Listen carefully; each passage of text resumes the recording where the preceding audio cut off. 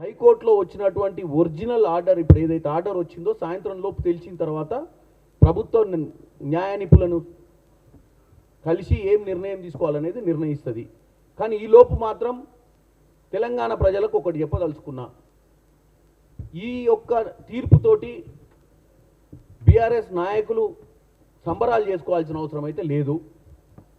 ఈ తీర్పు కేవలం ఒక చిన్న అంశం మీద స్టే ఆర్డర్ వాళ్ళు పెట్టారు. స్టే కూడా కాదు, ఎటువంటి చర్యలు ఆ యొక్క పీసీ ఘోష్ కమిషన్ నివేదిక ఆధారంగా తీసుకోవద్దన్నారు తప్ప ఒరిజినల్గా ఎన్డీఏసీ గురించి చెప్పలేదు, ఎన్డీఏసీ గురించి లేదా విజిలెన్స్ గురించి చెప్పలేదు. కాబట్టి డెఫినెట్గా ప్రభుత్వం గత 10 సంవత్సరాలలో చేసినటువంటి దోపిడీని కానీ, గత ప్రభుత్వ నిర్లక్ష్యం వల్ల రాష్ట్ర ఆర్థిక పరిస్థితి, రాష్ట్ర ప్రజలకు జరిగినటువంటి నష్టాన్ని ఎట్టి పరిస్థితుల్లో మేము వెనకడుగు వేసేది లేదు. ఈ ఎంక్వైరీ ఫర్దర్గా ముందుకు పోతుంది. మేము సిబిఐని ఇమీడియట్గా ఇంటర్ఫియర్ అయ్యి జీరో నుంచి ప్రాథమిక నుంచే స్టార్ట్ చేయమని చెప్పండి. ఆ కమిషన్ నివేదిక తీసుకోని అవసరం లేదు, ఎన్డీఏసీతో చర్చలు చేయమని చెప్పండి, విజిలెన్స్ తోటి మాట్లాడి చేయాల్సిందిగా కోరుకుంటున్నాం.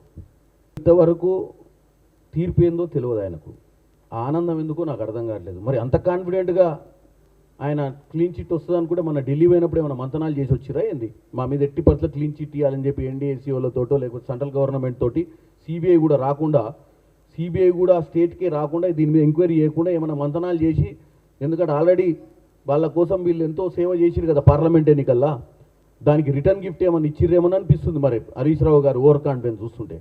ఎందుకంటే ఇప్పుడు వచ్చిన ఏదైతే తీర్పు గురించి నేను క్లియర్ క్లారిటీ ఇచ్చిన, ఆ తీర్పు కంటే ముందు 2 సంవత్సరాలు ఇచ్చిన నివేదికలు కూడా ఇచ్చినాం.